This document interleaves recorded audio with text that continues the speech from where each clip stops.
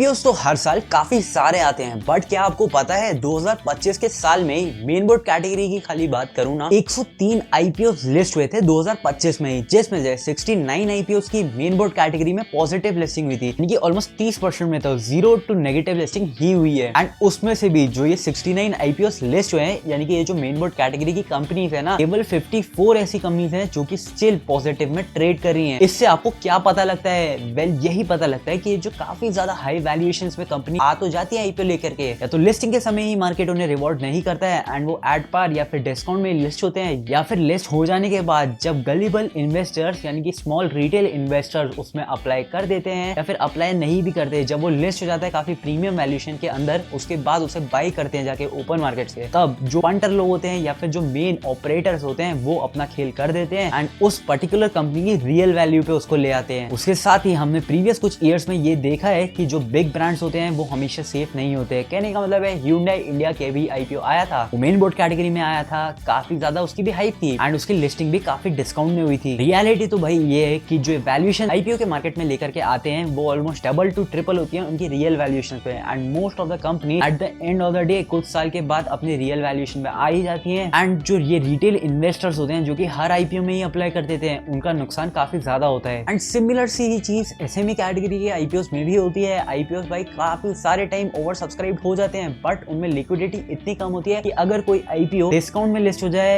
At par listing हो जाए, उससे एग्जिट लेना ही बहुत मुश्किल हो जाता है, क्योंकि उसमें भाई एक्टिविटी ही नहीं होती है, ट्रेडिंग होती ही नहीं है, क्योंकि बायर ही इतने कम मिलते हैं या फिर सैलरी के इतने कम मिलते हैं, एंड जो मिलते भी हैं ऑलमोस्ट भाई 20% पे अपने रेट सेट करके रखते हैं। ऐसे टाइम पे किसी भी एसएमई स्टॉक से निकलना या फिर उसको बाय करना भी काफी डिफिकल्ट हो जाता है। अब ये जो चीजें मैं बोल रहा हूँ, अगर इन्हें कंपनी लेवल एग्जांपल से मैं बताऊं ना, कोरोना रेमेडीज का आईपीओ आया था जो कि 1060 रुपए के इशू प्राइस में आया था। करंट मार्केट प्राइस इसका 1631 रुपीज चल रहा है, जिसके हिसाब से 53% गेन में करंटली ये है। आईसीआईसीआई प्रूडेंशियल एएमसी का आईपीओ आया था 2165 रुपए, यहाँ पे इशू प्राइस रखा गया था 3083.8 पैसे पे करंटली ट्रेड कर रहा है, 42.44% का जंप है। नेफ्रो केयर हेल्थ का आईपीओ आया था 460 रुपए का इशू प्राइस था, 587.45 रुपीज पे करंटली ट्रेड कर रहा है, 27.71% के गेन पे अभी लोग बैठे हुए हैं। मीशो का जो आईपीओ आया था ये 111 रुपए के इशू प्राइस पे आया था, करंटली 140 रुपए पे ये कंपनी ट्रेड कर रही है, 26.41% का गेन है यहाँ पे भी। वेकफिट का जो आईपीओ आया था ये 195 रुपीज में आया था, करंटली 180 रुपए में कंपनी चल रही है, 7% का यहाँ पे लॉस है। शैडोफैक्स का भी जो रिसेंट आईपीओ आया था 124 रुपए में ये इशू प्राइस लाया गया था, बट 114 रुपए पे करंटली चल रहा है, 7.5% का ये भी लॉस इंडिकेट कर रहा है। सिमिलरली विशाल मेगामार्ट का आईपीओ आया था जो कि 145 रुपीज का इशू प्राइस था, करंटली ये जो कंपनी है 192 रुपीज पे चल रही है, जिसके हिसाब से 32.41% का गेन इंडिकेट कर रहा है। फिजिक्स वाला का आईपीओ आया था 161 रुपीज पे, करंटली भाई 83 रुपीज पे चल रही है, ऑलमोस्ट 50% का यहाँ पे लॉस है। फाइन लैब्स का भी 284 रुपीज पे आईपीओ आया था, क्योंकि करंटली 172 रुपीज पे चल रही है, जिसके हिसाब से 39.44% तक का लॉस है। टाटा कैपिटल का आईपीओ आया था जो कि 309 रुपए के इशू प्राइस पे आया था, जो कि 321 रुपए पे करंटली ट्रेड कर रहा है, 3.88% का गेन है। तो यस गाइस, ये रियलिटी है। कई बार काफी बड़े बड़े ब्रांड्स हैं वो काफी अच्छा भी करते हैं, तो कई बार जो बड़े बड़े ब्रांड्स हैं वो धोखा भी दे जाते हैं एंड काफी बुरा परफॉर्म करते हैं। उसके साथ ही कई सारी ऐसी मेन बोर्ड कैटेगरी में कंपनीज आती हैं जो कि काफी अच्छा परफॉर्म करती तो हैं, बट कुछ ऐसी कंपनीज भी होती हैं जो कि गेन में लेस होती हैं, बट कुछ टाइम के बाद जब लॉक इन पीरियड्स खुल जाते हैं उसके बाद वो अपनी एक्चुअल वैल्यू में आ जाती है। ऐसे ही जो अर्ली इन्वेस्टर्स होते हैं, अनटिल एंड अनलेस वो ऑफर फॉर सेल के थ्रू अपने स्टेक को आईपीओ के टाइम पे बेच ना दे, उनका भी एक लॉक इन पीरियड सेट रहता है। मोस्टली